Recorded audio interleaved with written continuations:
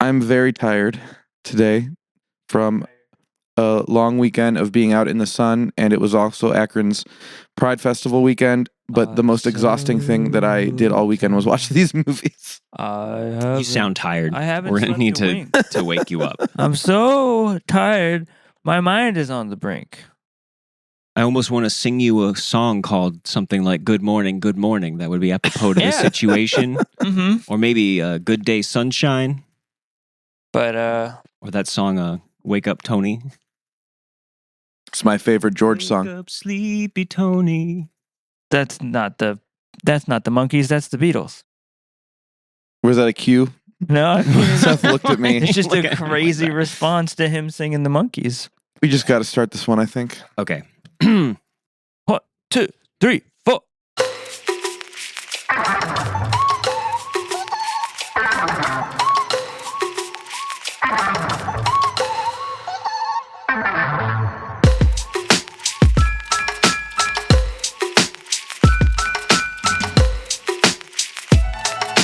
Hello and welcome to Unwatchables, the podcast where the films you take are equal to the films you make. Ooh.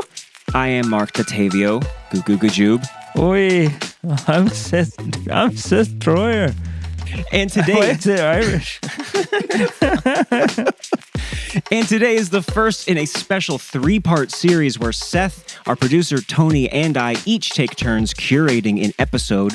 We are starting with Seth's pick, a look at 3 attempts to make feature-length films out of the songs of the Beatles, and why that's apparently so damn hard. First up is one of the most notorious cinematic debacles ever, 1978's Bee Gees starring musical comedy Sgt. Pepper's Lonely Hearts Club Band. We'll then see whether director Julie Taymor had better luck trying something similar almost 30 years later with 2007's box office bomb Across the Universe. And finally, we will wrap things up with Danny Boyle's 2019 fantasy romance Yesterday, which asks whether the Beatles' songbook could be just as popular if it appeared for the first time today, sung by a douche.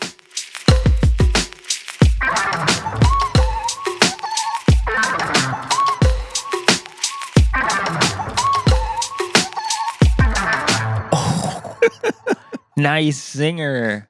And this is our With a Little Help from Our Friends episode to keep the references going. Rodiel. Thank you. Oh, I saw a film today. Oh boy. God, we're off to such a good start right This is now. gonna be the whole episode. This is I mean, this is great. why I want to We- do this. I don't really want to It talk feels like about we shouldn't movies. just do this the whole time, but that is what these movies do the whole time. It is. But yeah, we are going to be doing a special thing here where we each are going to pick an episode and we're not going to have a guest. And that way none of us can say no to watching and talking about whatever the other one wants. So I guess the first question I would normally ask our guests is, Seth, why did you make us watch these bullshit movies? Well, I've been really curious about the Beatles. Everybody has been talking about them to me for a long time, and I figured I'd give them a shot. No, I love the Beatles. Obviously, I'm not insane, and I'm not one of those like cool guys in the corner who's like performatively hating on the Beatles because it's very cool to say you don't like stuff like that, or But it was Sgt. Pepper. That was the reason you wanted to do this, right? Yeah, that's what started it, because I watched that kind of recently again for the first time, and my sister actually watched it a lot when she was real young. She got it on VHS as a kid from the library and would play the Sgt. Pepper movie all the time. And I was young enough so that I would just be like, This is the Beatles. I didn't know hardly who the Bee Gees were. I kind of did. It was confusing. I definitely didn't know who Peter Frampton You was. thought So I was George Burns was in the Beatles? I don't know who. Yeah, George Burns. They got that old guy in there. But yeah, I just thought that the Beatles sucked for like the first 15 years of my life, I think. And I was like, my sister was just always playing this. I was just like, wow, this sucks. And there's these creepy robots and stuff. And it took me until like high school where somebody was like actually actively playing the Beatles for me, and I was like, oh, it's different. This is not the Bee Gees plus Peter Frampton. Actually, it's actually 4 gents from Liverpool. I think we're probably a pretty disgusting group of Beatles dorks here, right? Oh yeah, active, loud bar arguments about which albums are better, and yeah, it's all that. It's bad. Yeah. Yeah, and I think I don't think this conversation would really benefit from having like a non-Beatles fan's perspective. I think there's only really any reason to talk about movies like this if you're already kind of like ahead. So, Yeah. and I think we all have, I think Beatles are all massively influential in our upbringings in music. These films are not the place to start. I'll say that right at the beginning here. If you haven't heard of this band, you might want to. No, I like the idea that you grew up for many years thinking like, oh yeah, the Beatles, Peter Frampton's band, yeah, they suck. Yeah. Oh yeah, they're lame. Well, I was so I was gonna do Sgt. Pepper, and then I was gonna. Well, my pick was just gonna be like, well, I'll do some other like shitty classic rock oriented film. But Marc started actually bringing up a bunch of like oh yeah, like it could be a bad Beatles fest. Not with the Beatles, and I said yeah. So it's sort of, it's sort of your pick too. Because I don't really have anything like specifically like, oh, I got an axe to grind against these other two films. Really, I hadn't seen Across the Universe since I was like real young, like on dates with ladies as a teenager. Because that's what you had to do in 2007 to get a date. You had to go see lavish Beatles musicals. That's what the ladies wanted to do back then. And I'd never seen Yesterday until yesterday. Yeah, if you were friends in high school with like a bunch of obnoxious theater kids, or if you had a parent who was a massive Beatles fanatic, you had to see this in the theater, and I endured both of those situations. You're describing all of us in this room right now. Yeah, that's wild. And I actually, so like as big of a Beatles fanatic as I was and still am, I mean, it comes and goes. I haven't, like, I've seen A Hard Day's Night, and obviously that's awesome, but I've never sat all the way through Help or Yellow Submarine or Magical Mystery Tour. Like, I've seen sequences from all of them. I've seen Yellow Submarine, and that's the only one I've seen out of those. I've seen Help. Are those any good? I don't remember. I can't wait. I was, a wee boy, but I don't think people talk highly of Help very much, or Magical Mystery Tour. I know that like the music video for I Am the Walrus, it comes from that people seem to like. Yeah, I didn't know there was a Magical Mystery Tour movie until like this podcast, actually. Yeah. So I think we've got like one surefire, really good movie from the Beatles with the Beatles, but these do not include the Beatles. And, I don't know. I feel like we should get a little bit of Beatles talk in there. Like, what's everyone's favorite Beatles album? Oh, let's argue right now. We're going to throw down. Well, I don't think I have any interesting Beatles opinions. The White Album is my favorite album. See, that's an interesting. I think you're both White Album people from what I remember from the bar arguments. And yeah, I am. That's an interesting choice, I think. Well, but I mean, it's like one of those things. Like, unless you're like, well, Let It Be is my, unless you're doing that, like, that would be controversial. Yeah. Pick anyone you want, really. But you're an Abbey Road guy, right? I am through and through. The montage at the end, I could listen to that on. That's my Desert Island disc for sure. And how could I sit here and disagree with you? Yeah. Well, also White Album. Yeah, that's pretty good. Yeah. Yeah. As these movies beat into our heads, these guys wrote some pretty good songs. Turns out. So I've debated whether or not to bring this up, and I think I am going to, because I think I might have you guys beat as far as being a Beatles nerd. Okay. And that's because how do we measure that? How do we measure that to you? Well, and I don't know if you knew this or not, but I was in like, I don't know, 6th grade, I think. A friend and I made our own like Beatles tribute band. And that was like an early part of my like learning to play music. That's and so adorable. I was Paul McCartney, and I got the imitation Hofner bass. And not only that, but I learned to play it left-handed to be like Paul. I didn't restring it, so the strings were just upside down on it. And we would play concerts like for our class, like in 6th grade. And we played at this talent show in like 2001. And I found a video of it, which I have not shared with anybody before. Are we going to get audio on this podcast? And Oh my God.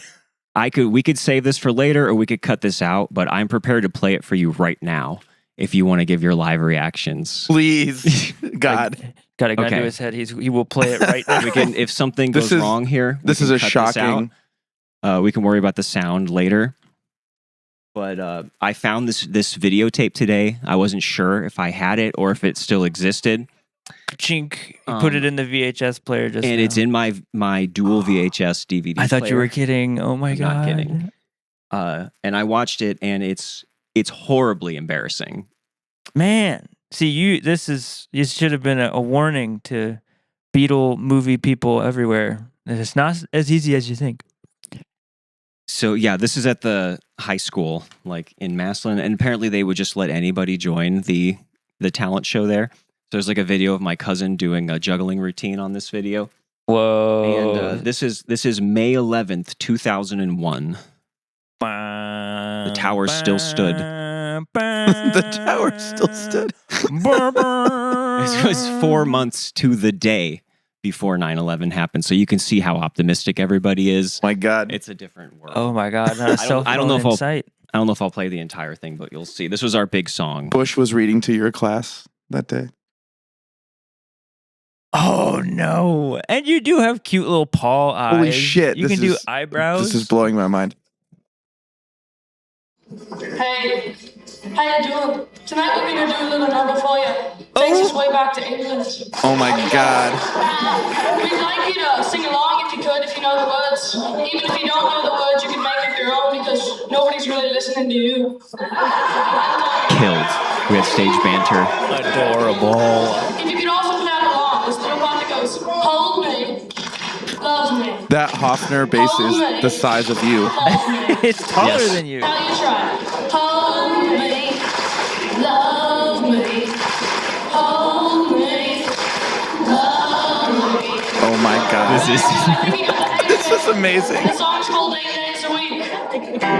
I allow use of audio for this episode, but not video.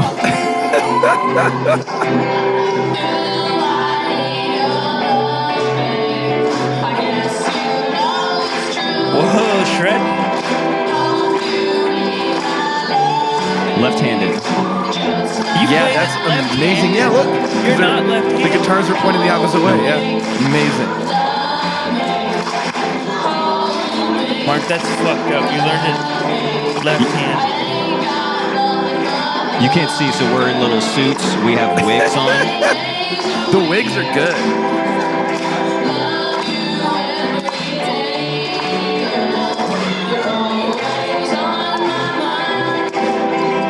Man, those are... He's shredding. Those are the chords.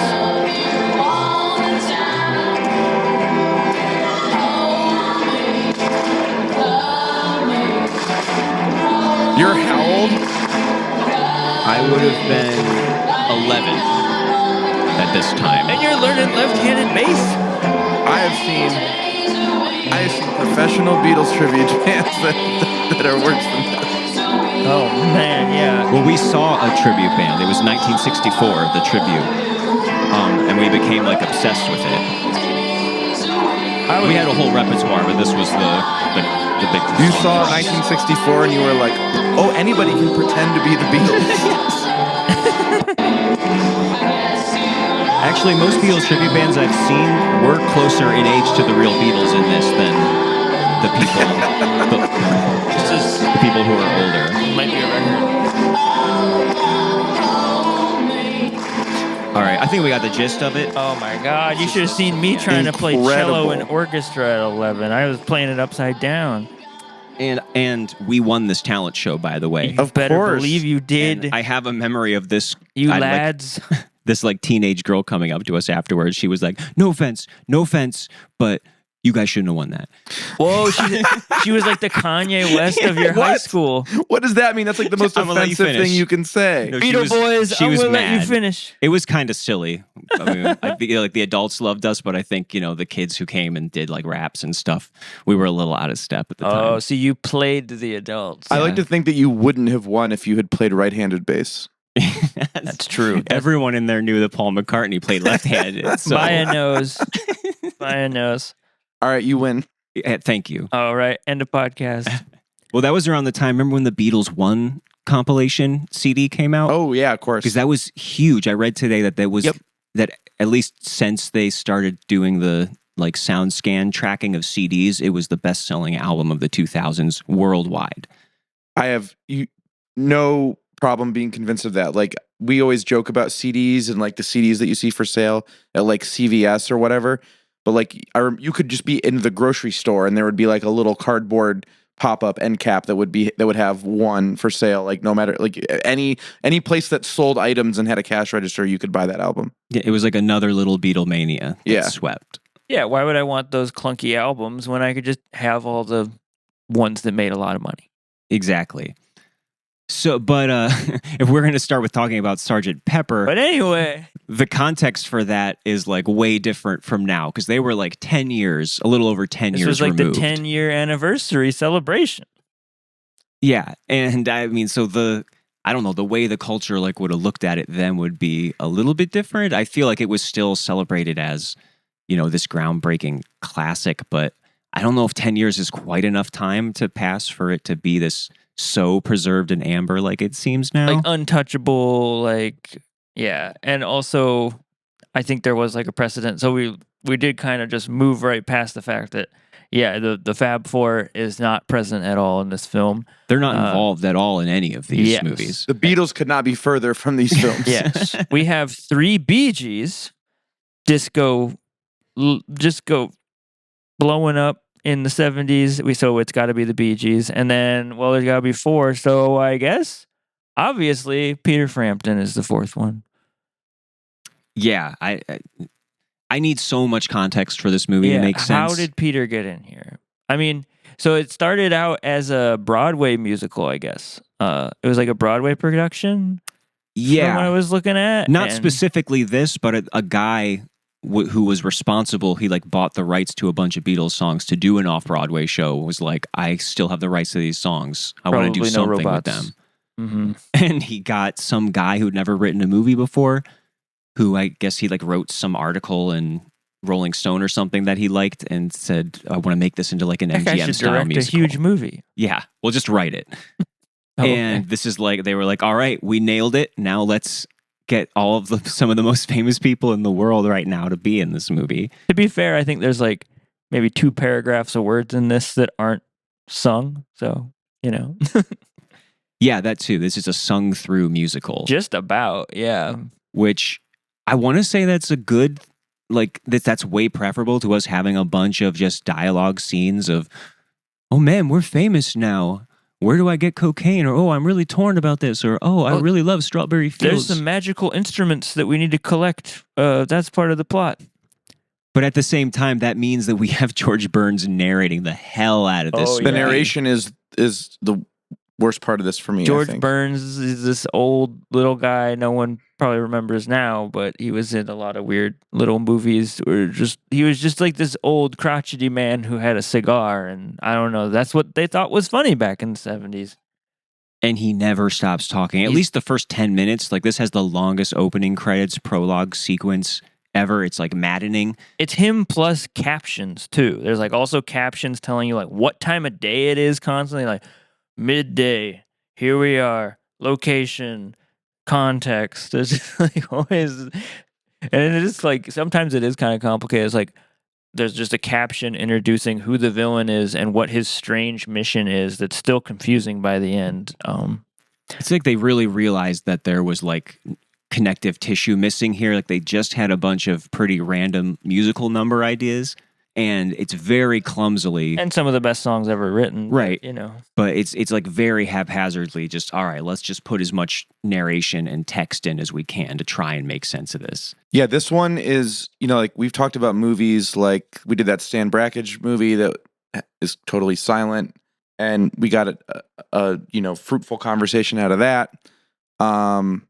We got a lot of content out of talking about the films of Harmony Korine, and this one, more than those even, is just like I can't even come up with like discussion points. Like it is just like lights and colors coming out of the screen at me, and then the Beatles songs here and there. Well, it's also kind of perplexing that the Bee Gees being there constantly and the weird random cameos throughout are pretty. It doesn't need to be notable. the Bee Gees either. No? There's absolutely no reason for those to be the guys. Well, you almost feel like is there some sort of undercurrent of like the Bee Gees are the new Beatles or something, and disco's the new rock and roll, but that's not even in here. It doesn't feel like that's what's happening. Like they're not really making the songs disco specifically. They're more just like pretty passable covers for the most part, not super reworked, like just kind of soft rocky.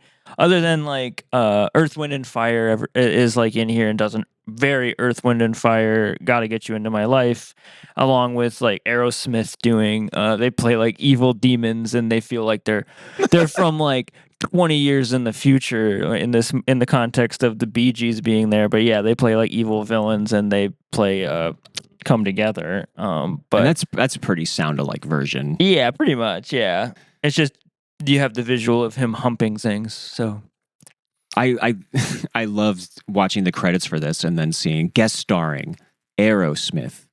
Yeah, and you're like, what? Wait, what year? Wow. But I tried to match up like what everybody who was in this movie was doing at this point in their career, because it seemed like this actually was right in the heat of most of these people's careers. So like the Bee Gees literally had Saturday Night Fever the year before in 1977, which at the time was the like highest selling album of all time until Thriller unseated it. So that's for a while. That was like the highest selling album ever. So what does that sound like? Sounds like they're the new Beatles, right? Well, I think they were compared to the Beatles in their early like pop days before they went disco. So maybe, I don't know if there was a conscious connection there or not. I don't know. Yeah. I think it is just like dollar signs. Like they were big pop act that's going to get asses in the seats. So therefore. Maybe they were like, this was an act of hubris, like they were really riding high on being part of such a huge thing. Because I mean, the movie Saturday Night Fever was huge too. So, but it's all fine because the plot itself is anti-big business and anti-corporation. There's no plot. The plot is pretty flimsy, and it is like even by 1977, it's like a tired little narrative of like their little band from like Nowheresville, Ohio, and they play in a gazebo, and then all of a sudden they get signed to an evil like corporation, but with an incredibly weird, convoluted mythology. Yes, that's actually the most effort that's put into the plot, is like setting up the backstory, and it's like this band is like they're christened somehow to be like they take over the Sgt. Pepper's Lonely Hearts Club Band from like a marching band that originated in World War I or something, and brought like joy to the troops in this movie, playing the same songs, but then suddenly they're disco songs sort of in modern times.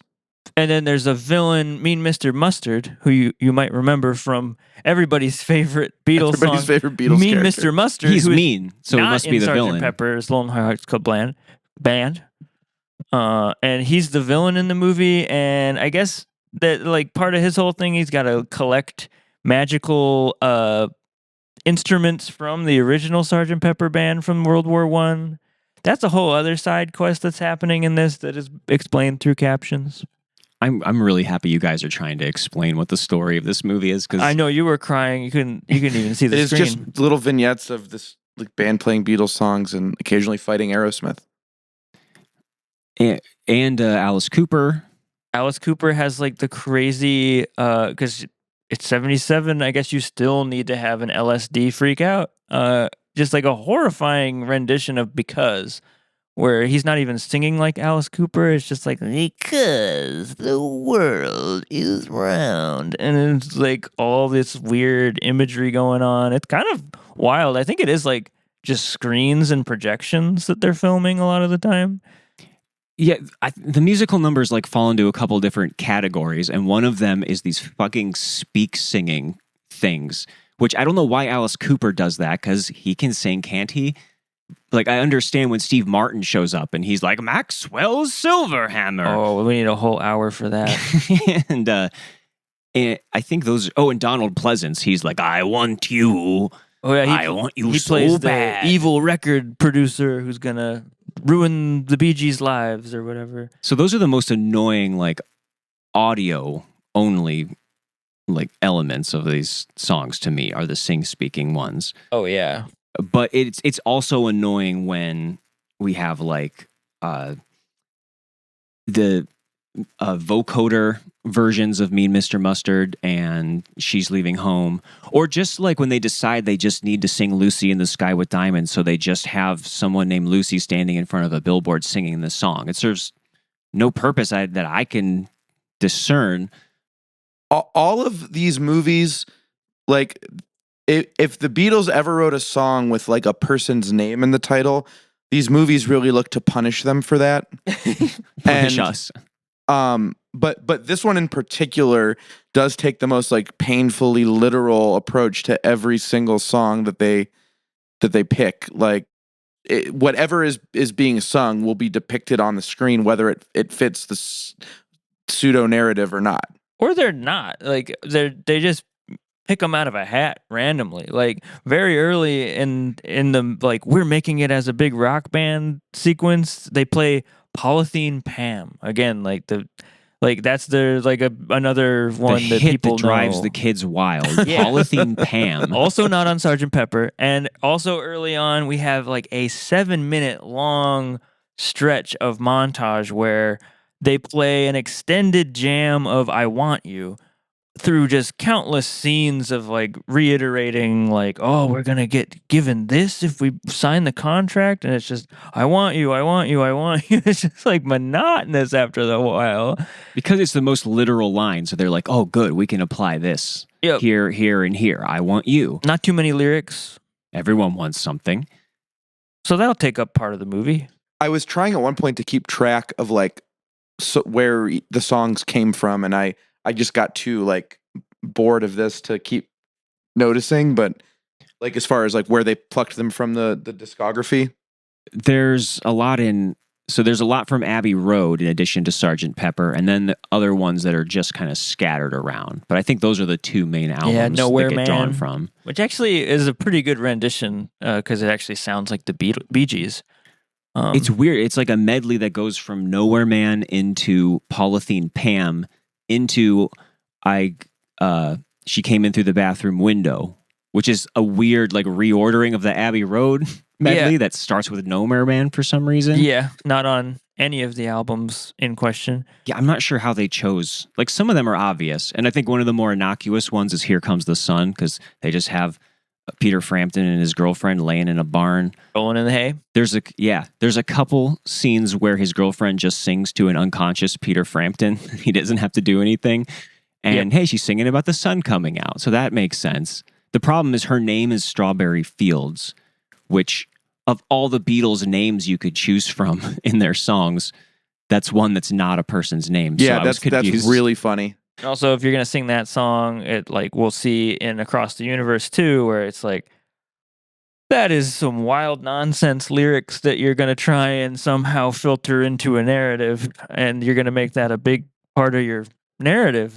That's kind of a tall order. And you'd think that someone would sing Strawberry Fields to her, but no, she's the one who's just sings the song Strawberry Fields somewhere towards the end of the movie for no particular reason. I'm always singing Seth Troyer while I walk around in my kitchen. Well, okay, that's true. And look in the mirror. None of these movies squeezed a Prudence in, did they? No, they did. Oh, they sure did. And Across the Universe. There's a character named Prudence? Hell, who do you think they sang Dear Prudence to? You were too busy looking in the YouTube. Was her name comments. literally you that? You said you watched it on YouTube? Yeah. Yeah, I did watch this on YouTube. Without ads, though. Wow. Sometimes the ones on YouTube could be like missing weird scenes. Maybe you missed something. No, I don't. I probably just wasn't paying attention. You probably weren't. But yeah, we have all that going on. There's the robots. Mean Mr. Mustard has these terrifying looking robots, which like really scared me as a kid too. No, they're like straight up demonic looking. Yeah, it was they're fucked just up. like these dark looking robots in this like shadowy van, so that their eyes just glisten and light up, and they have these weird like it's supposed to be kind of funny, quote unquote. Like they have curlers in their hairs, but they're wires. And yeah, they sing in like vocoder, like sounds like ELO, Daft Punk, and they do these real weird renditions of Beatles songs. 70s robots are terrifying because Luckily, they're always definitely people in suits, and there's something really weird and uncanny about. Oh yeah, It's always in the eyes. luckily they're always plugged in. They never leave the van, which is also a weird choice. They like dance around and push buttons, and something flashes on the screen where it says like, "We hate love, we love money." And it's like there's some sort of like indoctrination thing with all that, because there's like a crazy. There's something really subtle going on there. Oh yeah, well there's like a crazy. I did not understand the scene after. I think it's after Because, where there's like a bunch of Boy Scout looking guys who are all chanting like the "We love money, we hate love" thing, and it feels like a Nazi rally or something. I don't know what's going on there. It's like some kind of feels like Pink Floyd's The Wall. You guys figure out the mythology there? I was always a step behind what the story was in this movie. Like when they were finally collecting the magic instruments, it wasn't till they were collecting the first one that I realized what was going on. Oh, okay. Yeah, they gotta grab a magic tuba. But at least, so no one's asked to actually act in this movie because of the way it is, except George Burns, because like they'll literally mouth lines and then George Burns will just speak them. Yep. Also gets like one of the top billings as far as songs. I think they play like Sgt. Pepper to kick it off or whatever. And then all of a sudden it's George Burns playing a guitar, and he's playing "I'm Fixing a Hole." Like, I don't think he has a guitar.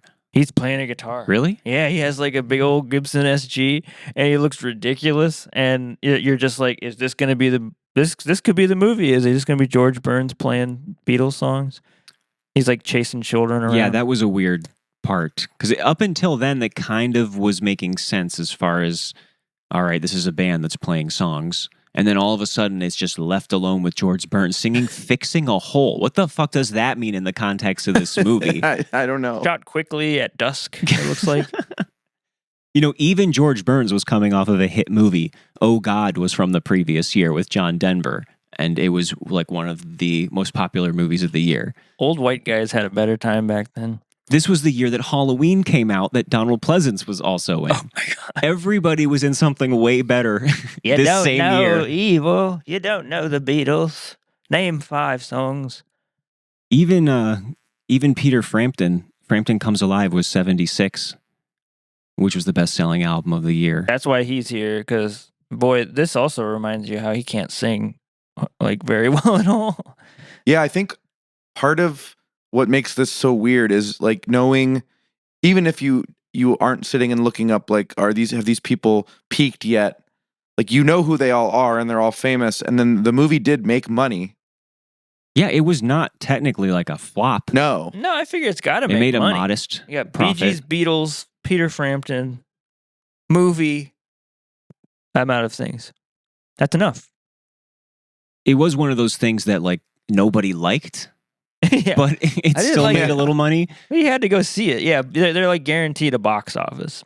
there's this weird like contradiction that pops up in all these movies where it's like, oh yeah, like I'm being reminded constantly of like just how great these songs are. Like these movies cannot defeat these songs. But then there's this flip side of like, well, these songs can't save these movies either.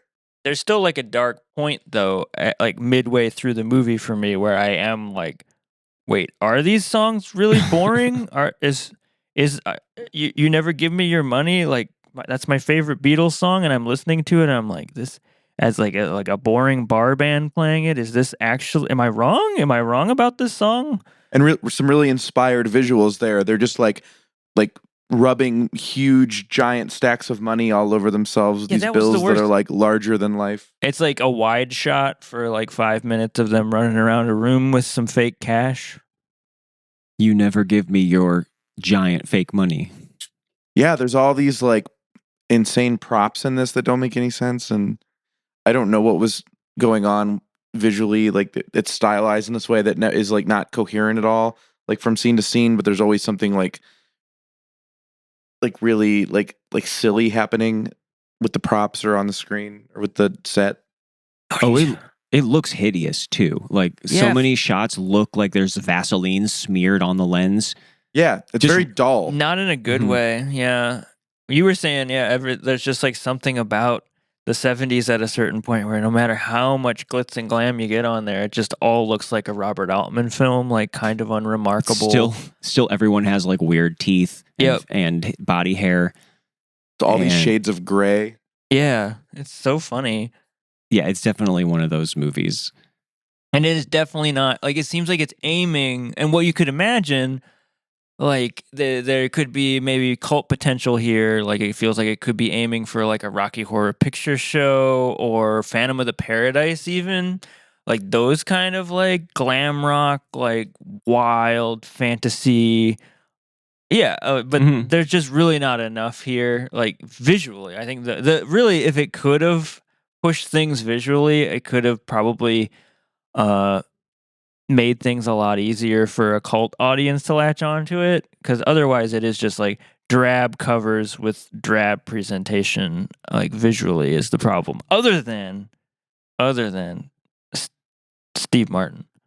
Okay, let's talk about Steve Martin, who, by the way, that same year had a comedy album, A Wild and Crazy Guy, that was #2 on the pop Billboard charts. Everybody's rolling in it. It's the best year ever. Which comedy albums do not chart at #2 against music albums. Right. Like, so that's how big he was. But this was right before. This was actually his first like major film appearance. It was right after this that he did like the Muppet movie cameo and The Jerk and all of that cool stuff. So this was like, I guess this seemed like it was going to be big for him. And it's so weird watching that scene because for a second, it's like, oh man, this is finally coming to life. Like, here's a funny guy who is like putting all of his heart and soul into this number. Ken Russell all of a sudden or something. Yeah. But it's still bad though, because he's speaking Maxwell Silverhammer, not in a context that doesn't make sense at all. I still don't understand what his deal was. No, it makes sense. He has a silver hammer in his hand. Right. Did you not see that? That's how this whole movie works. Yeah. No, I saw that. He's a doctor. He's singing a song about a student killing teachers and other students at a school with the hammer. Oh, well, like that part doesn't Strawberry really make Fields sense. is to him is they sing to themselves about themselves. But that's not even who he is. He is in this. He's Maxwell, right? He's Maxwell, but he's not a student killing teachers at a school. He's in like a little weird factory or night school. Something. Does anyone know what he's doing in this? I don't know what he's doing. There's nurses everywhere. I promise. Crazy. I tried so hard to organize thoughts around what's happening in the movie, and I just like you got to see this to understand how just nothing it is. It's just this vapor that passes over you of these like Beatles songs being played in weird settings. And you have to understand, unlike Rocky Horror Picture Show or Phantom of the Paradise, this is not fun. This is not funny. Oh my God, is it not funny? And it's trying to be funny. It's brutally unfunny. I have fun. I will say that. Well, but we all watched this together. Would you have had a good time watching this by yourself? I did. He did. Like enough to want to do it again. All right. Well, I watched it like 3 months ago by myself. Forgot about that. I had a great time. I mean, mainly because it is very nostalgic for me. Love my sister. That love would you, help. Jess. And I don't know. It's like I love bizarre disasters. It's a delightful. It's too long though. And this Steve Martin is a crown jewel though. He is. I think he sings it great. Like the rendition is like kind of hilarious because he's just hamming it up and like convulsing and jumping around, and they have a lightsaber battle basically with these hammers because Star Wars just came out, so we got to throw in a lightsaber battle. I'll agree that was the most exciting part of the movie, if just for seeing like somebody else who feels like they should be in a movie appearing on the screen suddenly. It's the only hope for the movie. Yeah, if everybody could have followed suit, but nobody could follow that one. I mean, that's pretty impressive. Yeah, I would say he gets out without embarrassing himself, and it is like, hey, it's Steve Martin, like being kooky. He's so kooky. He's very kooky, but he's only in there for one scene. Yeah, and then we got to talk about things that aren't Steve Martin and in Cloud. I don't know. Yeah. Okay, so as far as the songs go, I think that the Earth, Wind, and Fire Got to Get You Into My Life is a legit cover because They totally just do it in their own style. Yes, and it's amazing. And they're just doing like so many things in this movie. It's just them performing for an audience. So it's not even Yeah, like they a literally musical. go to Yeah, an Earth, Wind, there's and no Fire distracting concert. thing happening around it, really. Yeah. Yeah, which is not very exciting for a movie, but is in the context of this is like at least tolerable. Yeah, you're and like, whoa, they got it. They did apparently it that great. was a big hit song too for them. So like their version of that. And so was Come Together for Aerosmith, which again I'm not excited about, but it sounds totally fine. Yeah. Yeah. And by the way, is on the Armageddon soundtrack. Wait, the come together? Come Together is because I was searching for the Sgt. Pepper Bee Gees album on Spotify where it is not available. But if you search for a few of the popular songs for it, like you can find "Got to Get You in My Life" on a Earth, Wind and Fire compilation, and you can find Aerosmith's "Come Together" on the Armageddon soundtrack. Wow. When does that play in Armageddon? That does not play in Armageddon. I don't know. I feel like it's mislabeled by somebody who's stupid and thought that Aerosmith, I don't want to miss a thing. Come Together. They have a couple songs on the soundtrack album, so I don't know if they had a deal or if maybe there's a character in that movie who listens to Aerosmith. I don't remember. Come Together. They must have really been digging through the archives to be like, what other Aerosmith songs can we put on the soundtrack? There's a media. Oh, man. So, but besides those, and like Here Comes the Sun and Strawberry Fields, where it's just like a lady sitting there singing. Like it's relatively harmless, but a lot of it is just so annoying. Until Strawberry Field dies, and then it all kind of turns into like spoiler. Excuse me. What? I thought we were. You guys are going to want to pause the podcast, go watch the movie, and then come back so that nothing's ruined for That's you. Yeah, true. this will all make a lot more sense after you've seen the movie. No, you're all very invested in her character, but she dies because Aerosmith pushes her off of a big cliff or something. But she like dies into the struggle with Aerosmith. She's like collateral damage. Haven't we all? They are lady killers. And then she's placed into a glass coffin and one of the dumbest musical cues. At that point, it starts to feel like, I don't know, vaguely 60s, the way it's all cut together. I don't know. This and Across the Universe have great uses of carry that weight Yes. in the most literal ways possible. So funny. In this one, it's them carrying her casket. Because first it starts out with Golden Slumbers as like a sad song, like ballad Yeah, someone all is the singing Bee at her Gees are sitting funeral. around crying. But then it goes into Carry That Weight, which is, of course, carrying, I guess, some fat bitch in her casket. That is a line from the movie. And then we get A Day in the Life for some reason, Yeah. which makes no sense to me after that. Like, there's something about that song that inspires Peter Frampton to get back in the studio because he saw a newspaper with some lines from A Day in the Life in it, and Robin Gibb sang it to him. He saw a run. I guess. And, well, wait, when does magical golden Sgt. Pepperman arrive? Well, that's the ending, I guess. It's one of the last things that happens. Is it Billy Preston? Is it not Billy Preston? We should probably know. Let's look this up. Do it we now. We saw his name in the credits and assumed it was him, but I don't really know what I don't Billy know if he Preston looks sings like. like that, though. He sings "Get Back" while he like flies around. Yeah, it's Billy Preston. Okay, good. Well, because Peter Frampton's about to commit suicide, because it's that point in the Beatles musical, and he's caught by magical a weather vane that comes to life, and it's And all the magical townsfolk start golden turning black man. starts turning into like nuns and priests, and Yeah, I don't know why I don't know why what's going on with that. But I think comedy, he's like a Tony. magical spirit who presides over all of Sgt. Pepper world. And he's like dancing in the sky. And he's also like, after Steve Martin's part, he does a pretty good job. He fucking brings Strawberry Fields back to life. So we just wasted all of our time Yeah, on her we could have just funeral. rubbed this weather vane and had him pop out. We're fine. I mean, by that point, it's like, who cares? Yeah, it's cool. He's shooting like magic lasers out of his hands, and he's singing this cool, funky version.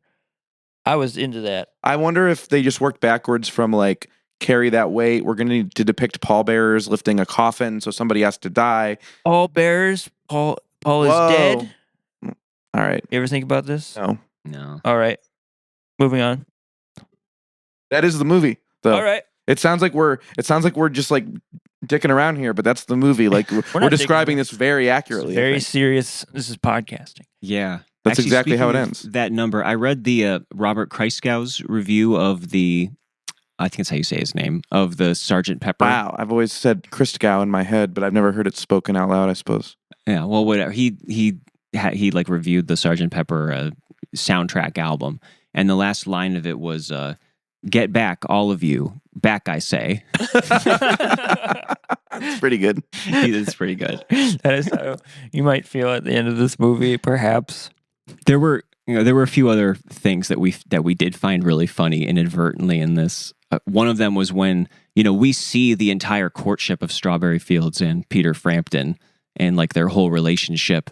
So then after she dies, we get a flashback back to happier times when they're frolicking and there's this dog with them that was never there before. I forgot about that. That's just some dog. They had a German Shepherd, apparently. And he features prominently. Like, it Yeah. keeps We're not returning privy to that. to this shots of this I thought I German knew these Shepherd. two. One of those things where like there had to have been a scene that got cut or something. Oh, sure. They couldn't Yeah. edit this dog out of the ending.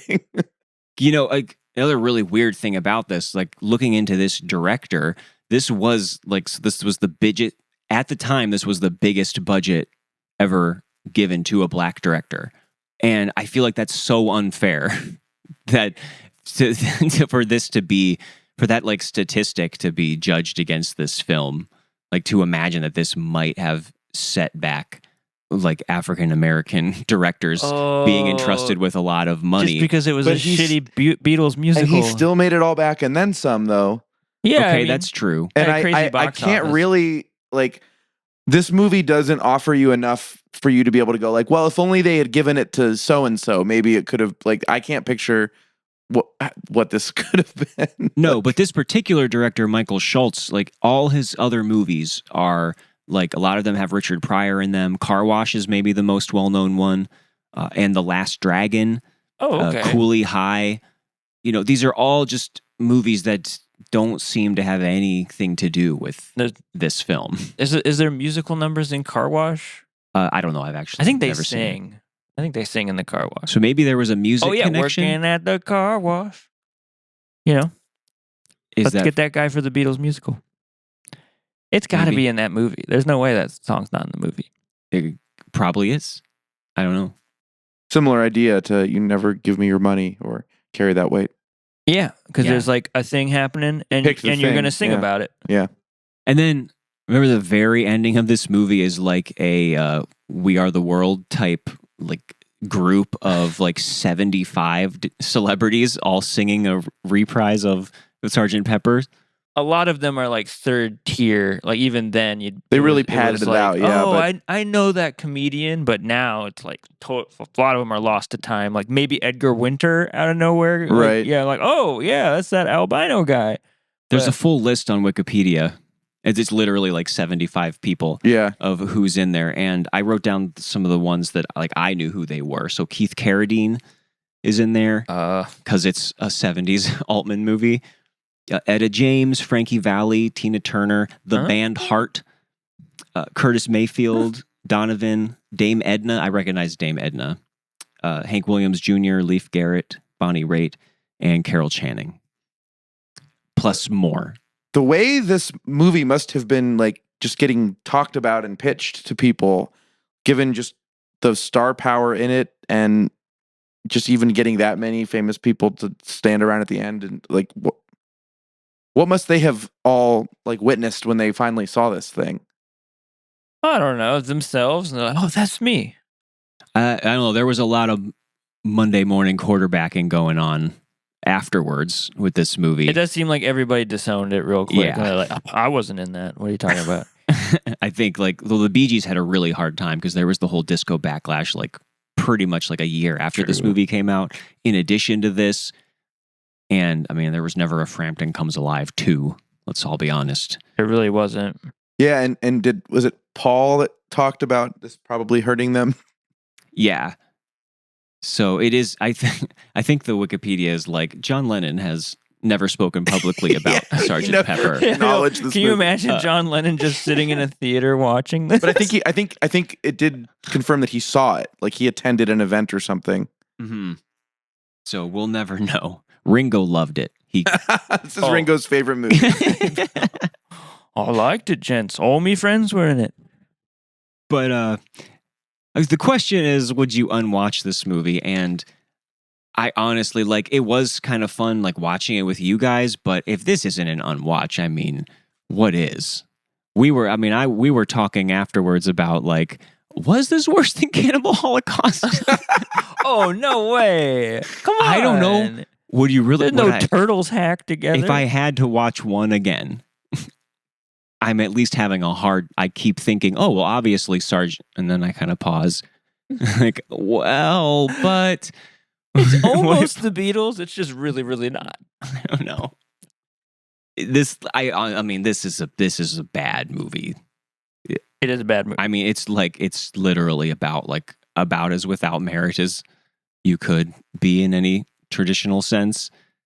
Yeah, I think I always have that pull when I get to talk about these to do the like, well, we watched it together and we had a nice night, but like, gotta remind myself like we could have done anything else, and this movie did rob me of my time, and I think it was unkind to these songs that I love, and it made me question whether I even love these songs that much, which I really did not like that experience. So me too. And you just saw a video of me performing in front of a theater of people dressed as Paul McCartney.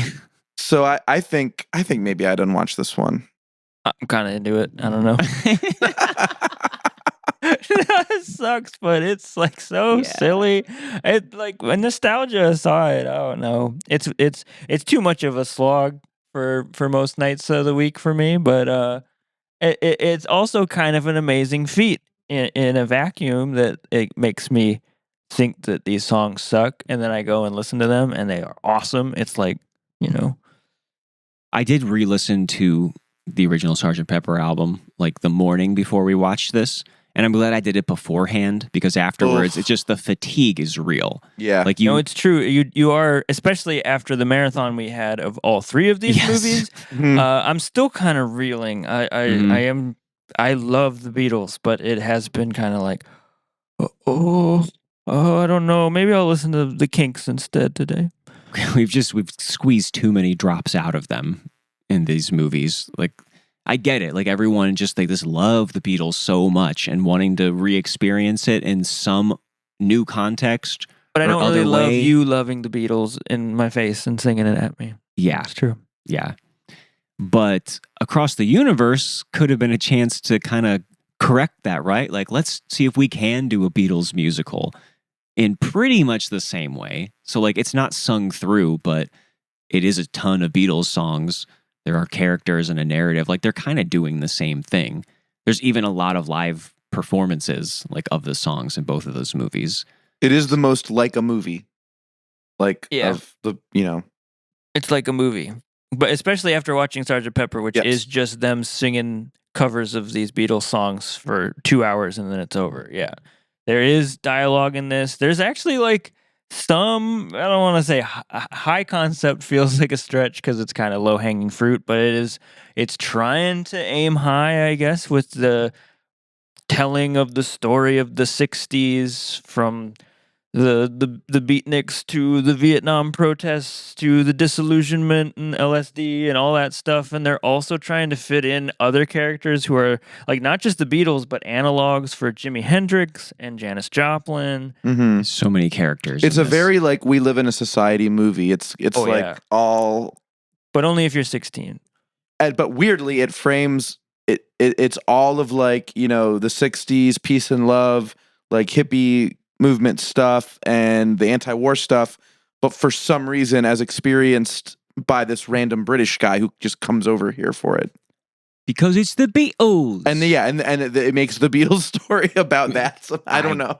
Because the Beatles were notorious Vietnam protesters in their lyrics and stuff. That also gets really confusing about how it's like trying to somehow like fit Strawberry Fields Forever into a montage of Vietnam, and they're like, that song is surrealist nonsense, and I don't know how it's fitting in here.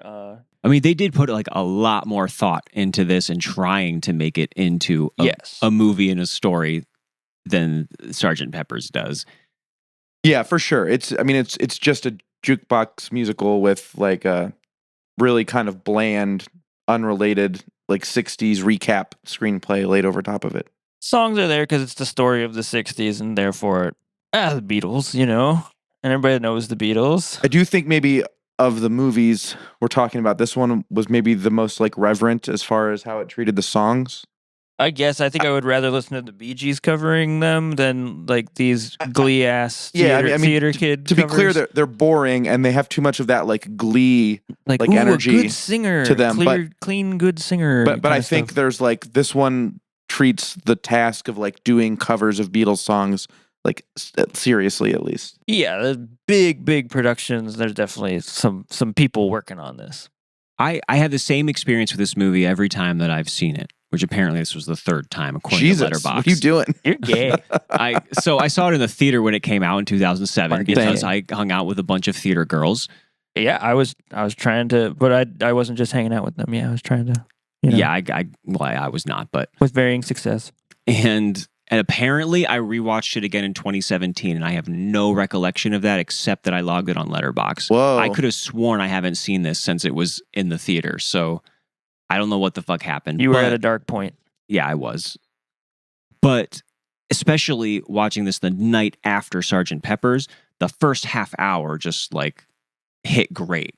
I was like, thank God. Some of it's kind of beautiful looking. Yeah. Like this is a well-shot movie, and it's like right out the gate with Hold Me Tight, which like is a lesser-known Beatles song, and they're showing the kids partying in Liverpool and the kids partying in the U.S., and it just has like an energy to it. And also there's a lot more early Beatles songs in this, which I think fit this mold way better. Yeah, for sure. It starts with like that ghostly cover of Girl, which is like the framing device is like, like how did we get here? And yeah, which is great to be reminded of some of these songs you forget about if you're listening to the heavy hitter albums, Because everyone hears these like story songs about characters with names, and they're like, oh, there's story songs and characters, so it should be a musical, as opposed like as if musicals just introduce a new character with a self-contained story in every single scene after scene after scene, unless it's Cats. Cats actually does that. When actually you can use the like, yeah, you're right. The universal love songs, which are just like, oh yeah, you could, if you have a romantic movie, fit in I've Just Seen a Face pretty easily. Exactly. Into a song. You can put I Want to Hold Your Hand in any movie you want to.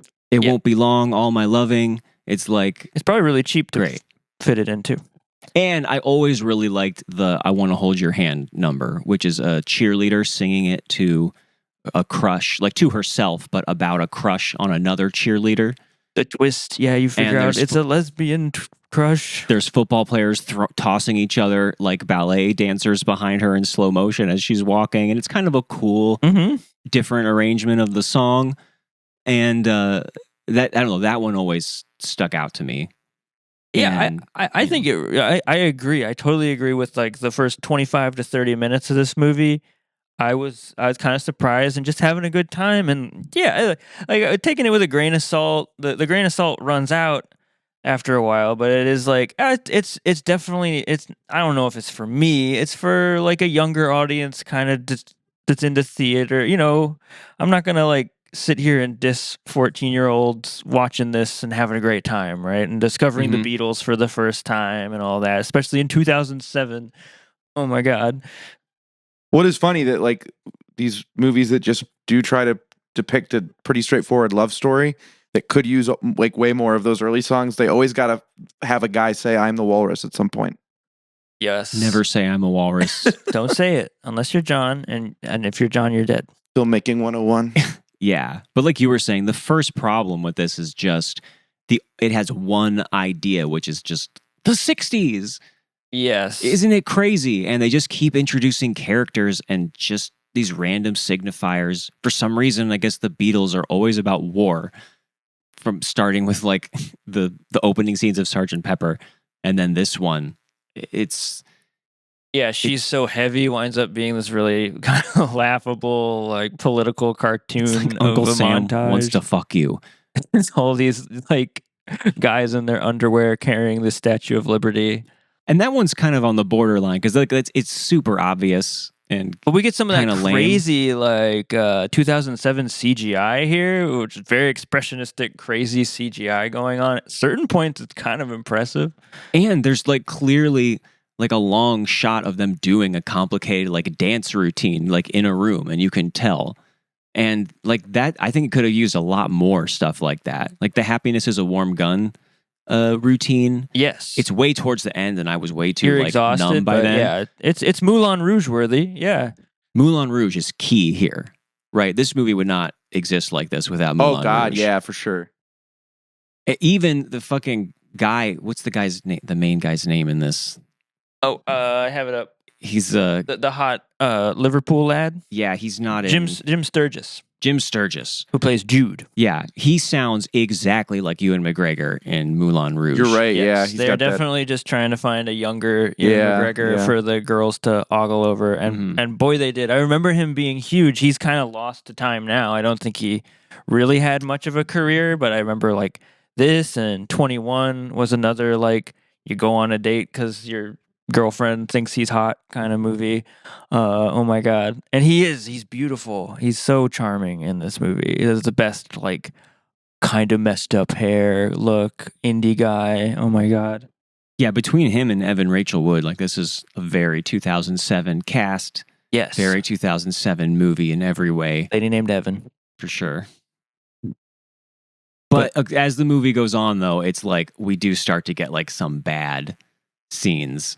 Oh yeah. And when they get to when Bono showed up, Who would have thought? And it's 2007, so context wise, you might be like, "Why is Bono Why in a is Bono Beatles here?" movie?" But if you were in 2007, you would know because this is prime time iPod commercial.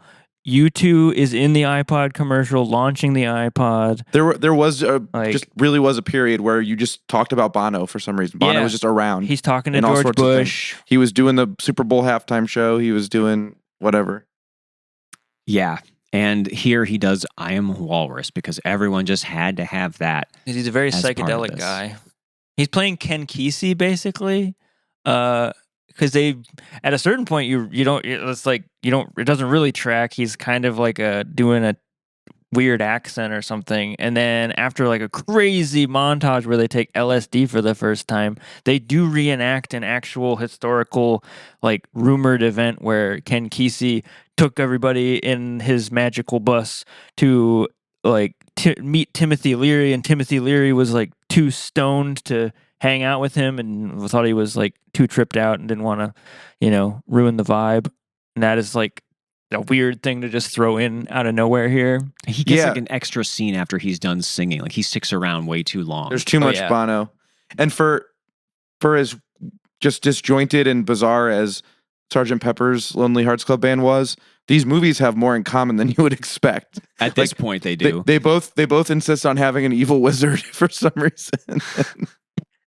And it's immediately, it was like, okay, this has to be the worst scene. And it's immediately followed with Eddie Izzard showing up doing everyone's favorite Beatles song for the benefit of Mr. Kite. Yes. Which even thematically at this point, like does not fit in no. any possible And way. it's a crazy green screen version of it. Looks like a System of a Down or Korn video from the time. Just like crazy imagery happening. Tonight you realize video. that like this band is perhaps too beloved. Like the people that make these movies are just too close. Like they need to have their like personal like preferences satisfied with the songs they include. And there's absolutely no reason for this song to be in this movie. And back to back after the Bono number is like really Oh yeah. puts a pit It's in rough. the middle Well, of because the this. story also kind of gets obliterated, which I mean, it kind of tracks because it's the story is pretty ABC until they take LSD, and then all of a sudden they're in the woods, and we don't know how they got there or what's happening anymore.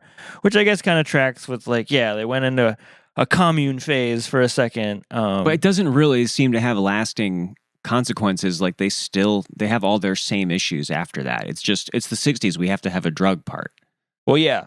Then they then I kind of see what's going on there, which I think is kind of interesting that like, oh, now we have to get jobs though. We can't just take LSD all the time and have a good time. And it's like the love affair that began is starting to be like, oh, now we have to like actually, have a day-to-day relationship.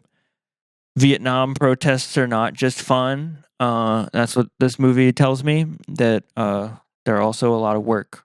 This movie takes a pretty like condescending tone with the protest stuff and with the way it treats like the anti-war movement and it's definitely a cake and eat it too, though, right? The kids who like get wrapped up, and I suppose because for a while it's definitely this is fun. Like wouldn't it be fun if we were in a protest, and then it kind of switches around where it's like they're making.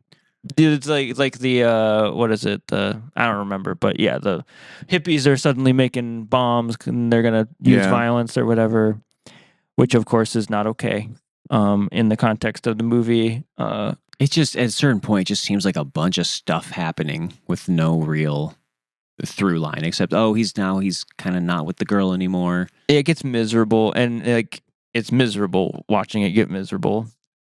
Yeah, it does just kind of deteriorate, and like the back and forth across the ocean stuff is hard to follow, and then you get too many Vietnam clips. This movie is way, way too long, right? Like that's the major it's part. Pretty insanely long. It really wears you down. And apparently, how long is it? It's 2 hours, over 2 hours, like 130 something minutes. Yeah, that's crazy. And this was in the news, like at the time, in the entertainment news, as a troubled production. Like it came out like a year later than it was supposed to, and the budget went up to like $70 million. And I guess there was a big fight between Julie Taymor, the director, who she's made a lot of wild movies. I've only seen this one because Frida and Titus are her most well-known, which I hear movies. Are cool movies. Yeah, but apparently they're very big, bold, unsubtle, like stylistic extravaganzas. Doesn't sound like this movie at all. Yeah. And you told me she did come from the theater, right? She directed like the Lion King. She directed the original Lion King like musical, which obviously is huge to this day. Amazing, yeah. And the way that she staged that was brilliant and everything. But she whoever the studio person was who wanted this to be shorter was like going back and forth with her, and she eventually won and got it released, even though it was like way late, with the full intact version that she wanted. Like, it's so obvious what needs taken right the fuck out of this movie. Right. Well, wasn't it something like they were even doing like test screenings of a shorter version without her knowledge, and she like learned about it? Yeah. Yeah. So somebody out there has seen the correct cut of this movie.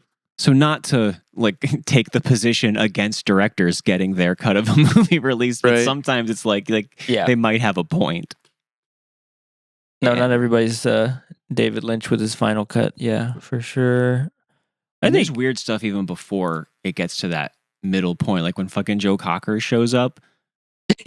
I mean, and also very few people in the audience are even recognizing this Joe Cocker, because he's also like in several different outfits, and that's like you're supposed to recognize that, oh, it's Joe Cocker again. But definitely the 14-year-olds 15-year-olds I was going to see this with. Yeah, just why? Like, why are we focusing on this one random guy for a whole song in different costumes? No idea. That was bizarre. I think one of my biggest issues is the handling of the 60s in Vietnam and everything, in the way that I can't tell if it's trying to make it somehow simpatico and like, see, it's about Iraq or something. But that's the only thing I could see maybe being some kind of thing they're aiming at. Otherwise, it is just, it's like painting it as if the audience, and it's particularly like the young audience watching it, is like going to be like, yeah, that's the way it was. Oh, remember that in the 60s when we were dealing with that and we were protesting, and remember we got, all that stuff. We tried LSD. It really feels rosy colored glasses, like the audience is like really feeling the 60s in a way that it's like, it's clearly a cartoon version. It's clearly the Cliff Notes standard like narrative of the 60s in a really bland way. Yeah. And there's no like, oh, well, somebody had like an interesting story they wanted to tell, and they wrote it, and they're like, well, and we're going to add this like weird element where the story is told through like Beatles songs. It's like just so clearly like working backwards from like, well, we'll make it about the 60s because it's the Beatles and it just none of it makes. Like, and I do think it is like a kind of a big point in the making, like further reiterating of that narrative about the 60s, which is just always this constant reiteration of like the hippies were having a great time, and then they started protesting, and then things got bad, and then there was a backlash, and what does it all mean anymore? And the Beatles kind of are such a thing. big part of how we've turned the 60s into this narrative. Which they really that's always been the thing, is like Charles Manson is listening to records and thinking he's seeing things in them and kills people over them, and like the whole thing is like, most of the time, I don't know, like Paul woke up and smoked a joint and was like, that's a nice ditty, isn't it? The Beatles aren't there, so like you can't talk about that part of the 60s because they're not part of the story. Exactly. Or the movie. This was all happening without the Beatles there. They were just rich guys kind of in the background. I mean, John was more partaking in like protests and things, obviously, but outside of that, I don't know. But what did you guys think of Let It Be in this? So it starts out with, well, we have a character's boyfriend who's in Vietnam dies, and so she's going to a funeral, and then for some reason, it's intercutting that with like race riots and a little boy singing Let It Be, which then turns into a like church choir singing it at the funeral of the little boy. And I don't know, in 2007, I thought that was very deep. But, I bet that crushed 2007 audience.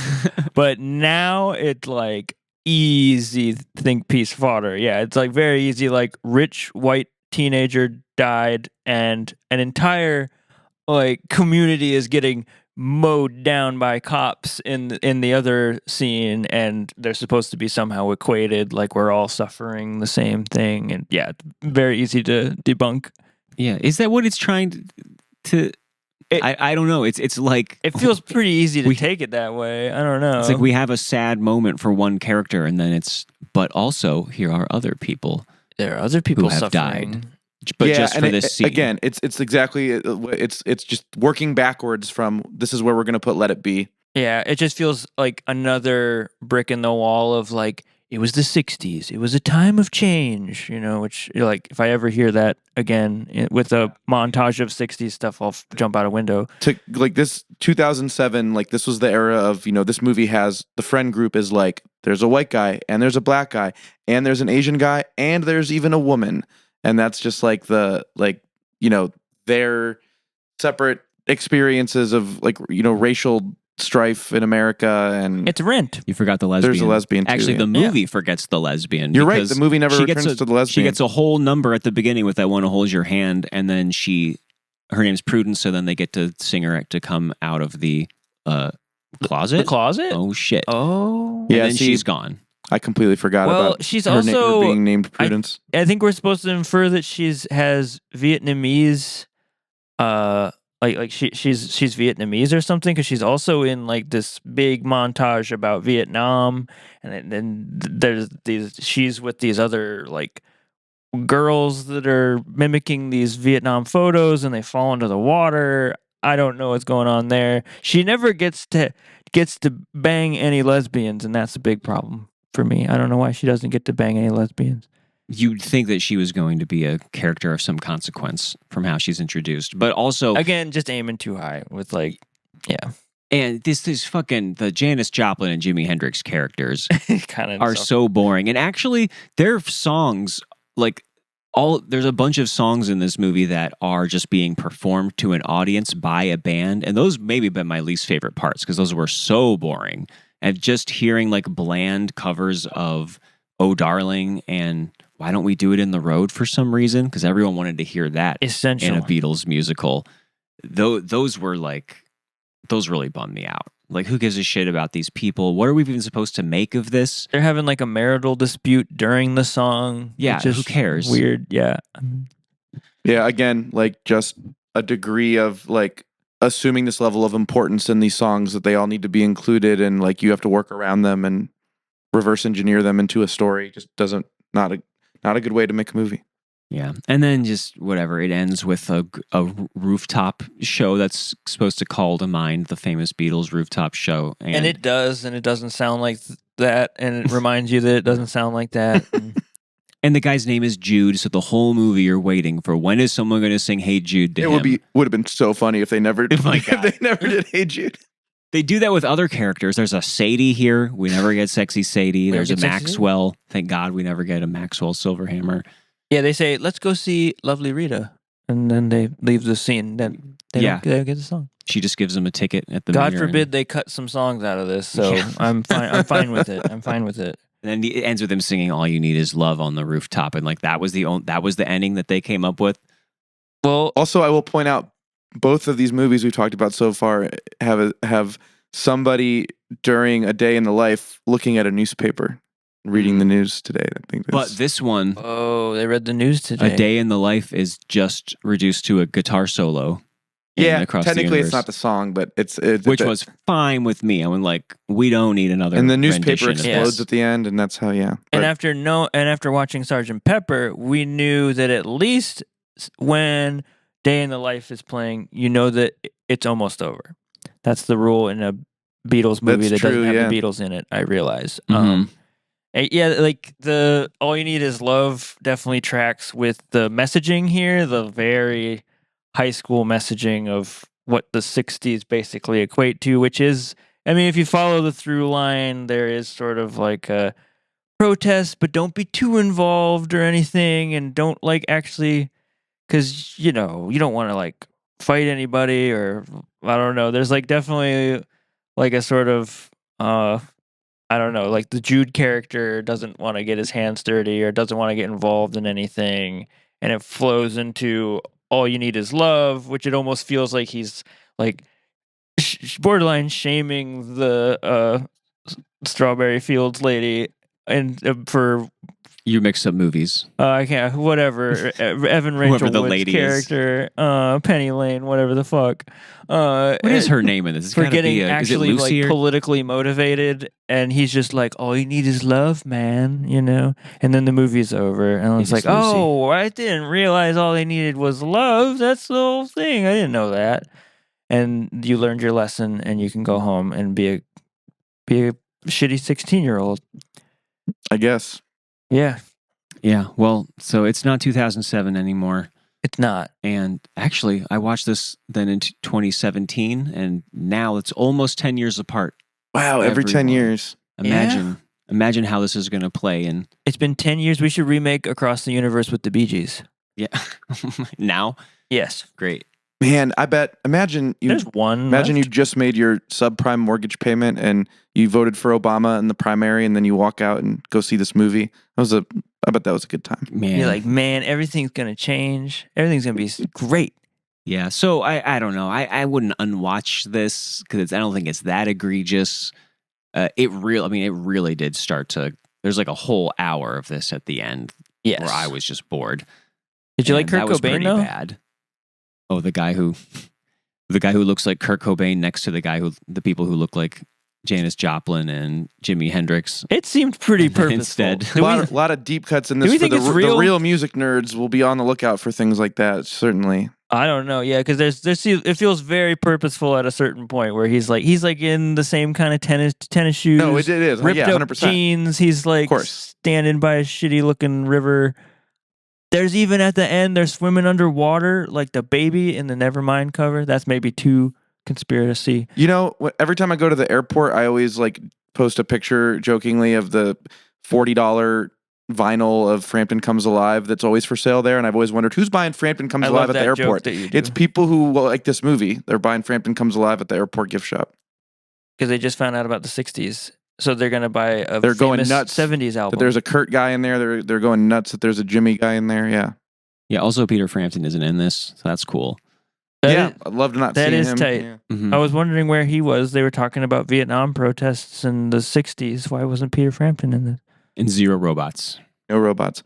I would not have watched this either. I thought it was a regular bad movie. Yeah. Again, I think it's. I think I'd be punching down or something. I think this is, and maybe I'm insulting it in a whole other way. I wouldn't put down anybody who is either a teenager or like has nostalgia for this, for watching it as a teenager. But boy, I don't know. I would put them down if they were like, we are gonna sit and watch this whole thing right now. It's a whole thing. Yeah. Yeah.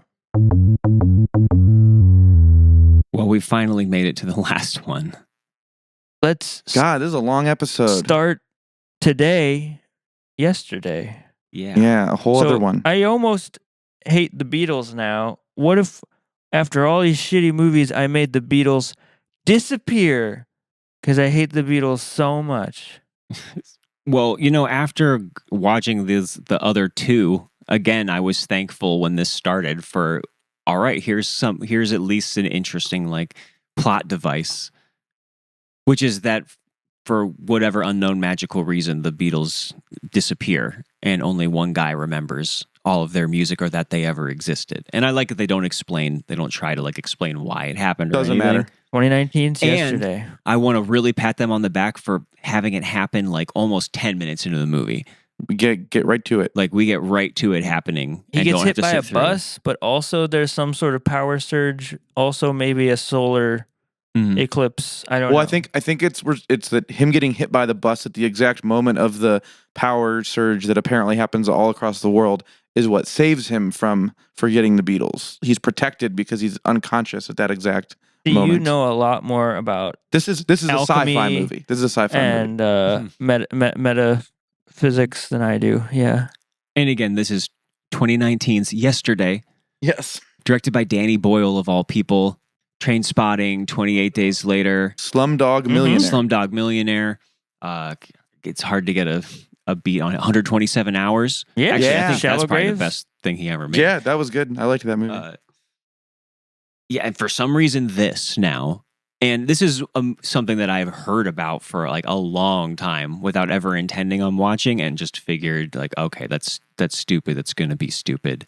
For some reason, right now, this movie is like the butt of a big joke on social media, like all the time. Like just very Really? recently, yeah. Are all those things you've been sharing recent? Yeah, those are all like happening right Oh. now. There's like all these weird. memes about the Yesterday premise, and it's always like, some other band being forgotten, and you can fill in the jokes. Oh, okay. That was a pretty Everybody good one, forgets though, geese. that you sent, where the guy was like, guys, the Beatles are totally gone. We're the only ones who know.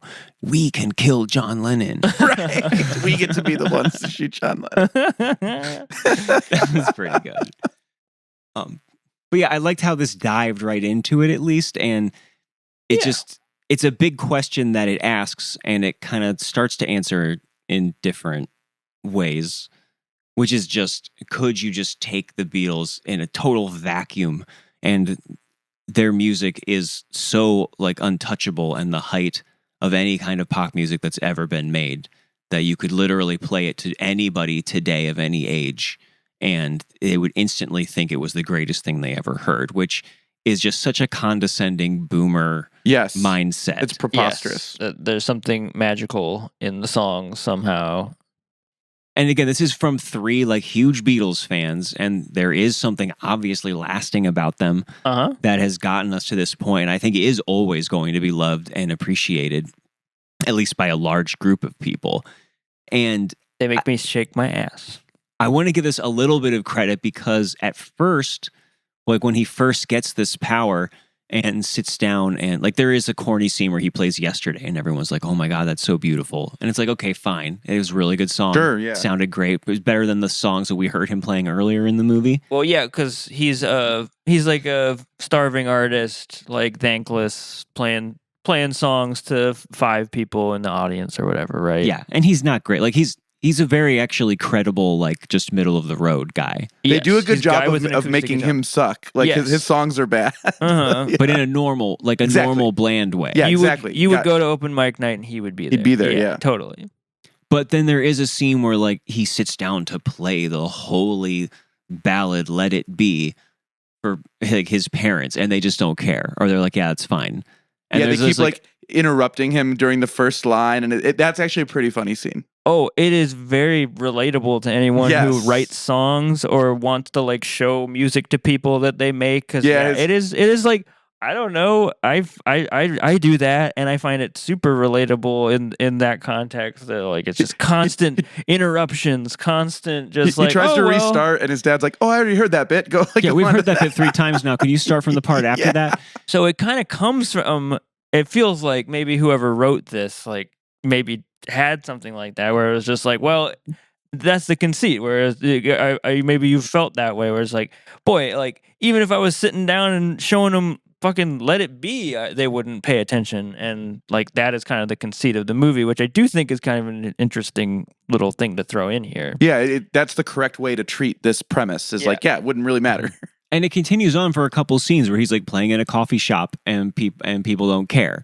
And for a little bit there, I'm like, okay, yeah, this is the movie I want, where he gets the whole Beatles catalog and everyone's like, fuck you.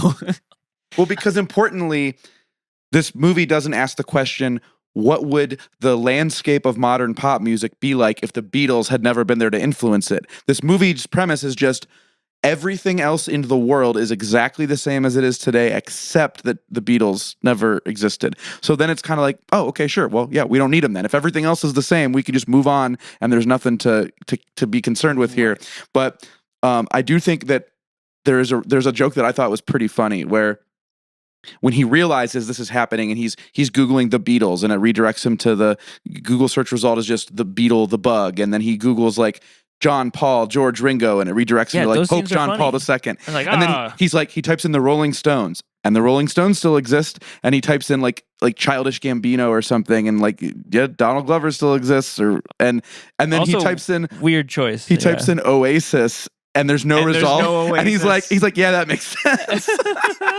That's definitely the best joke in the whole movie. Yeah, right? yeah. A little less funny, but also an interesting sci-fi conceit is that Coke doesn't exist. There's only Pepsi. There's like a couple of other things throughout the movie that he learns, like just like, secondary thing is also gone, and that's whatever. There's no like weird. There's no rhyme or reason. It's just like, oh, that's not there or something. But yeah, that was clever too. Cigarettes don't exist. Cigarettes don't exist. And like at the very end of the movie, we learn that like Harry Potter doesn't exist. Spoiler! Oh my god, spoiler! And it's not like a causation from the Beatles. That's what's funny. It's just like random things plucked from time. Yeah, there is. Yeah, I mean, this definitely has the same thing as Across the Universe for me, where I think the first 25 minutes or so is just like, if I didn't know it was Danny Boyle, that's the major confusing thing, or I'm just like, what is Danny Boyle doing with this movie? He's made a lot of bad movies. Yeah, it's true. I'm kind of fine with it, and I think a lot of it is interesting, and I agree. The major problem is once shit starts hitting the fan, where the conceit that I don't agree with starts to take hold, where like Ed Sheeran just fucking shows up and is like, that's the most amazing song I've ever heard. Oh my God. And like, and the rest of the world follows suit. Like everyone becomes crazy about these, and the choices of songs, like there is no fantasy version of 2019 or 2009 or even 1999 where somebody comes out with any version of I Want to Hold Your Hand or She Loves You or I Saw Her Standing There. Back in the USSR features heavily in this movie. That's the most perplexing thing. You cut to him not even with the band. He's just playing a electric guitar by himself, and there's a crowd just going crazy while he plays Back in the USSR. And his versions suck. Like he's just a boring guitar guy. It sucks. Yeah, also this movie, that song is not. That's not Let It Be level of. That wasn't a hit for the Beatles in the '60s. It's kind of a pastiche for the Beatles. Anyway. That's one thing about this movie that I think we need to point out is this. I wouldn't really call this like a musical. We only ever get snippets of him performing the songs, and it's almost always just him with a guitar.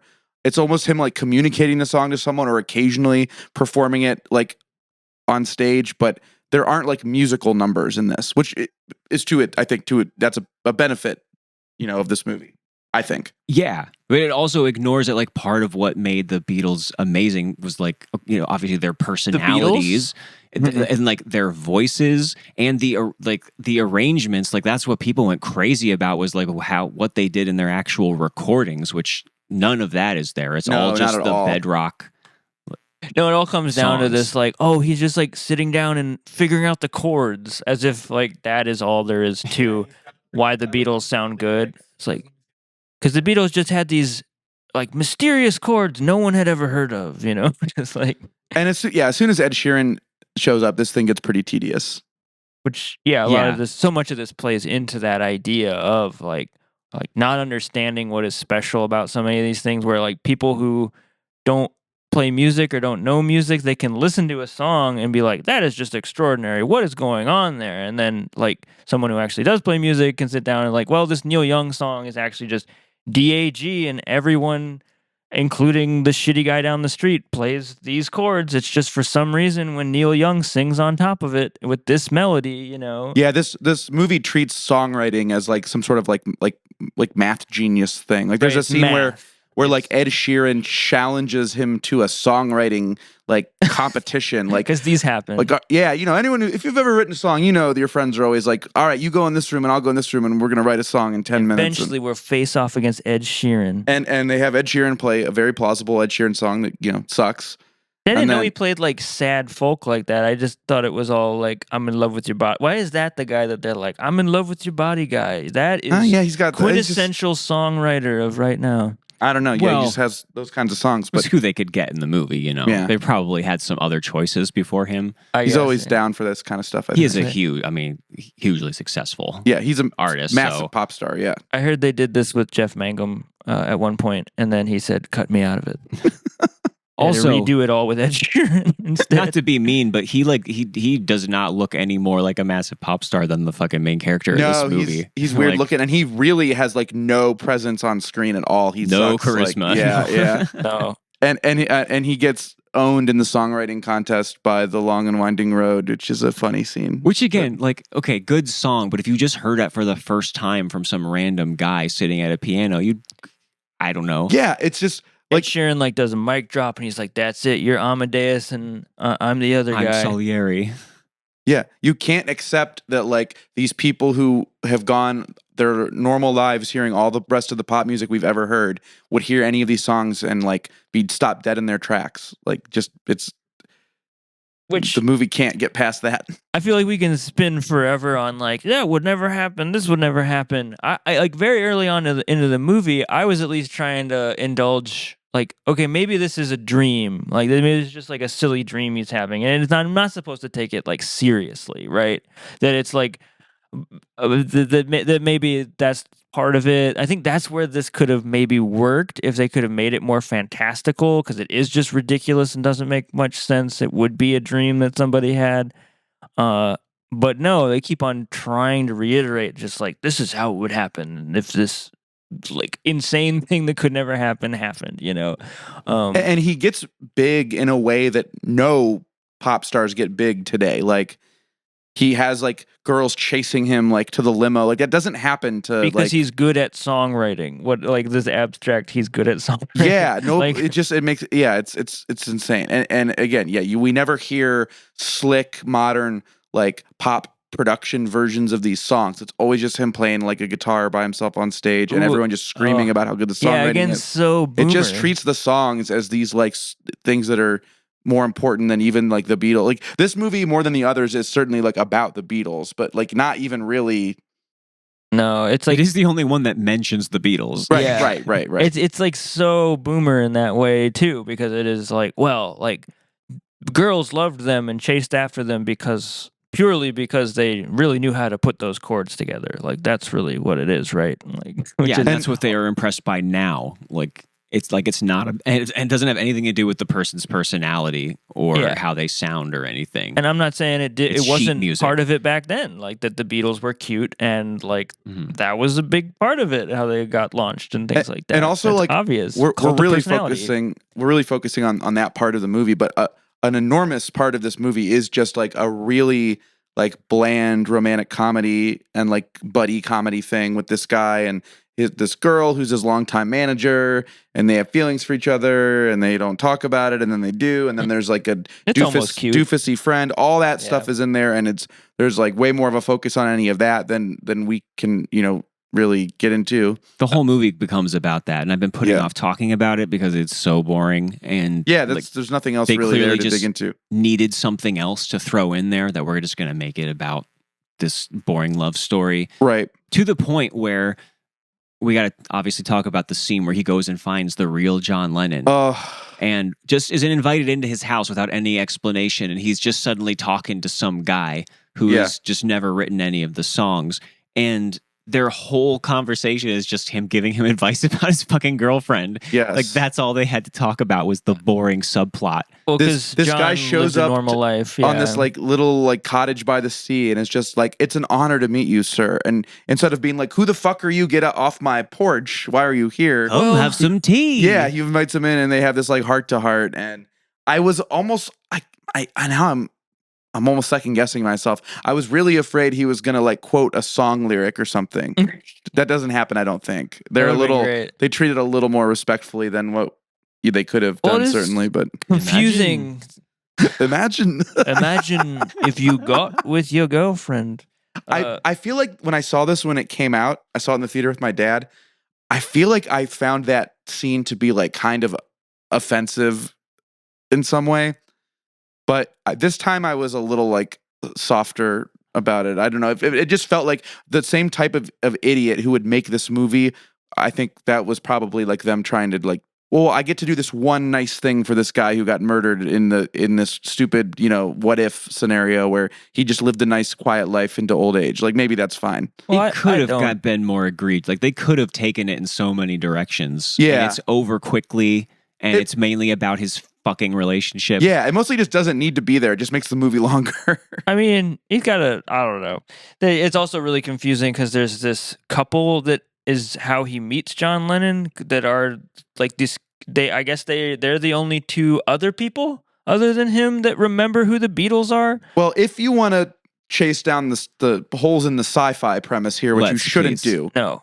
But I want to belabor it. There would need to be thousands of people around the world who also remembered the Beatles if we're to believe that him being knocked unconscious at the exact, so there's got to be others out there. Why? Because other people are getting hit by buses and shit all the time, or falling down off a ladder, or no, he's special. Well, sure, right. Seth is correct, and it does not matter, and it can just be him. But there are two other people that remember, and I think that's kind of funny. Yeah, I like this because it's another fun. I mean, just a wrinkle. It's just something to put in there, and you're introduced to it in a really funny way. Well, first they're like he's creeping around. He has to go visit all of the classic, Beatles lore sites in Liverpool so that he can plausibly have written these songs about them. And then like he gets caught, he's looking at Eleanor Rigby's grave, and there's this old woman in the background like eyeing him. But the really funny reveal of this is that he's in some press conference, and these two are in the back, and one of them just holds up a plastic yellow submarine, like it's like, and they're like, "What?" And he freaks out. That's really funny. Yeah. Well, for the John thing, it kind of tracks with what the movie's almost trying to do, which I think is worthwhile, which is this little spine in the movie that is like with the boring love story. I don't like the execution of it, but it is like at the beginning, she's kind of the only one that really supports him. She's his manager, quote unquote, but really she's just like, she's clearly in love with him and likes his songs genuinely. But like, I think they're trying to do something where like John lives a long life. John Lennon lives a long life and has a nice life where he talks about having had a wife that he loved and stuff like that. And there's kind of a moment there where he's like, oh, that's great. You just lived your life, which should be the actual through line to the movie is like, God forbid, the lesson where you're like, no, you should just, these things don't matter.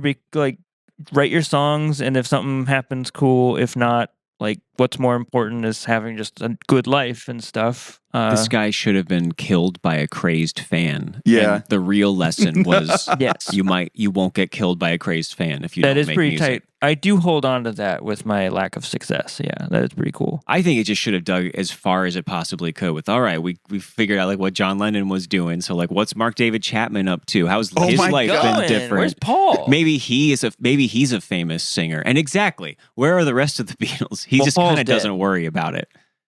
And George was dead too. Why does he care more about John? Is George still alive? George would have never died of cancer if it wasn't for the Beatles. Everybody knows that. It would have been really funny if those that those older people hand him that note, and they're like, "We did a lot of digging," and it just ends up being Mark David Chapman is who he goes to. Somehow Ringo was never conceived because the Beatles never happened. I actually now It was Mark said that I way like the idea that the point of this story is just like whoever wrote Across the Universe was going to end up getting assassinated. Also, he should have got, like, he gets all their solo career stuff too, right? I guess. I mean, he can go make Ram. Yeah, that's maybe some stuff that would even be a little more, a little better suited to. He gets to do all the Yoko stuff if he wants. Oh yeah, my God. where's Yoko? Yoko's not in this. This begs so many questions. You know, actually going into this, like one specific thought I had was, oh, what about like ones with weird lyrics? Like specifically she was just 17, if you know what I mean. I'm like, they're not going to do that, are they? I know Like they three did. times. You hear it like 3 times in this They movie. did, and nobody cares. And this is 2019. It's not exactly 2008. Yeah, No. the 20-year-old women in 2019 were going nuts for that song lyric. They loved it. When I was 11 and I sang that lyric, it also had a radically different meaning. Damn, this kid's You getting know some. what I mean. She's babysitting me. Oh my God. Yeah, that and back in the USSR, Yeah, that's fucked up. the kids And then- can't resist. His lesson at the end, too, is really confusing, where he comes out to play a concert and then he just tells everybody, these songs are actually by these 4 men, and lists 4 names that nobody knows. They're called the Beatles, and I'm just providing them to you. And everyone's just kind of like, okay. Cool, bye. And then he gets the girlfriend Yeah, back. never has to elaborate on that. Yeah, Even- everyone's even the- strangely unconcerned about. Even the other people who catch him, who remember the Beatles and catch him stealing, they just end up being like, "Oh, thanks for playing these songs for us. We can't sing very well, so I'm glad somebody's like." There's no. It really should not have ended in. I just couldn't believe that he didn't wake up. After. I just thought it was going to be a dream. Oh, great! That would have been great. I mean, Wonderful. I think it would have been better than this. Honestly, just like no, this is actually what happened. It just makes it feel even dumber to me. I guess the lesson was like, at least he should just be gifting the music to people. I guess so, For but free? he's definitely pocketed some money at this point. I don't know. Yeah, He's gonna be it's- okay. Also, it never like relates this to his own being a songwriter or him making his own music. There's no like lesson there. Like there is one point where he tries slipping in one of his songs, Yes. and everyone thinks it sucks. Yeah, which is cool. Kate Yeah. McKinnon is in this and plays like an evil like road manager, label rep or something, and she's kind of funny in this, I think. Which that is pretty frustrating too, because it only reiterates the fact that like, oh, there's just something about these DAG songs and your DAG song. Like, If this guy was it would totally like in this truly rose to this level of fame, no label rep is going to be like poo-pooing like one random song that's perfectly fine. How many of those songs does Ed Sheeran have? How many How many of those songs did the Beatles have? I mean, like, right. Yeah, it's stupid. But I did have fun contemplating the premise of this while the movie kind of failed to do that. But Right, and now this is more fun than watching the movie. Yeah, kind of. Which I think it is. It's fine. It's cute. I don't think it deserves the hatred that it gets. I feel like I've seen like pretty unanimous like 1-star reviews on Letterboxd and like no, I pretty- don't think there's anything to like hate here. Yeah. Yeah, I I'm think kind of surprised. I think a lot of it probably does come from people maybe taking it a little too like, which we've definitely spent. We've really belabored the punching holes in the sci-fi thing, but this is definitely fodder for those people that are just like going to be like, yeah, it wouldn't happen like that, like in a movie. It's definitely one of those where, yeah. I mean, I think we've covered like the ideology of this that bothers people. Yes. Its view of Well, that's the music and main what thing. people respond to in it, and just that it becomes a bland, romantic rom-com type thing. Super naive, yeah. But yeah, if you take those things as a given, it really doesn't feel that. You just harmful. accept that it's stupid from the get. Exactly, and it does have fun with it at several points. especially at the end with the period at the end of this movie, which is the dumbest fucking joke where there's just, he's like, also like a bizarre thing to say to someone where like, me loving you is like Harry Potter killing Voldemort. And it's like, now everything's okay. And then she's like, who's Harry Potter? And then, here we go again. And then he knocks on J.K. Rowling's door, and she's just some crazy transphobe in a cabin. She has a gun. You know what I almost forgot about that actually is one of the things that bothered me the most about this movie is like over the big climactic like scene of him chasing her, them finally getting together or whatever. It plays an Ed Sheeran song. Oh yeah, that really stuck out because I was like, why the fuck? Like suddenly we're not hearing Beatles music anymore, and it's just a shitty. It's a really bad Ed Sheeran actual, song. Probably popular song. Yeah, and then I am thinking about like, well, maybe there is something magical about the Beatles all over again. Right. So yeah, I have a hard time choosing between this and Across the Universe because part of me wants to say like this was a less laborious and overall like more tolerable experience. Yeah. Than Across the Universe was, even though maybe the first half hour of that movie might be the best stretch of any of these. Although this one is stronger at the beginning too. I think this one fails so hard in its messaging. Is like way more annoying to me than Across the Universe, which if anything, I'm like frustrated by this movie for not, because I think it's doing something interesting that is maybe useful for like, you know, young artists or something to see in a movie, and then it kind of throws that out the window and goes on this whole boomer train, which is more frustrating to me than Across the Universe just being too long and theater kid for me, but maybe just right for some theater teenager, you know? I don't know. See, I feel like all three of these movies, I feel like I'm very firmly on the boomer train, and it's just kind of hopping from car to car. It's true. And I think I preferred Yesterday to Across the Universe, because Across the Universe just felt like a really generic, like there was so much less with the characters and what was happening, and there were just these Beatles songs peppered throughout it for no reason that had no connection to the things happening on the screen. And at least this, I felt like was a movie, and it was in its way about the songs at least. And I don't know if that necessarily makes it better, but it at least made it more exciting to watch, I thought. We can all agree it's by far the easiest sit out of all three of these. Yeah. Yeah, that is true. That's true. But it's close. I might give like the same rating to this and Across the Universe in the end. They both seem like kind of 2-star movies to me, but this is definitely an easier sit. And the only one I watched alone, and it seemed to go down. Yeah, same. I had a perfectly fine time watching this by myself. Yeah.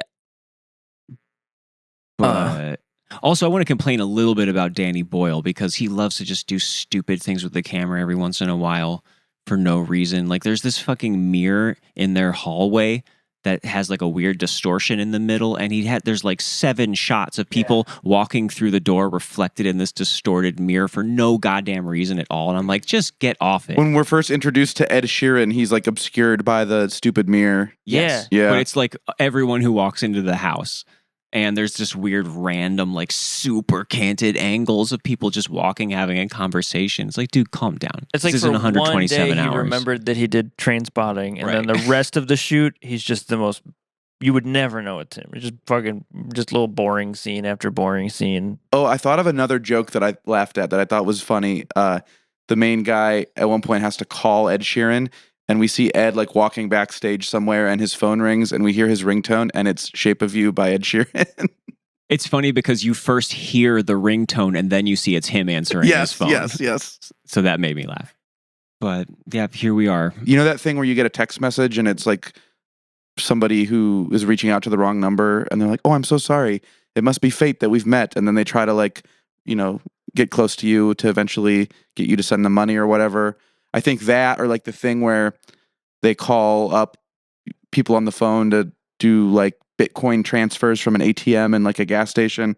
I think of all the ways you can scam boomers, I think making a movie like this is the most ethical. Like, Yes, this is how you steal their money. just make a Beatles movie every few years, $20, you know, there's worse things you could do to abuse the elderly, I think. And Remind everyone the 60s were fun. Yeah. Okay, we have not mentioned, though, we are about to get a huge quadruple dose of this with the new Beatles films, with one for each Beatle, directed Here we by go Sam again. Mendes. I almost pushed back on this idea because originally when Seth pitched this, I think we were going to do that Zappa movie Yeah. instead of making it 200 all Motels. Beatles. And I almost pushed back on still happen. pivoting to Beatles because I was like, if we do this, we're going to end up doing those fucking biopics. I do not want to watch those.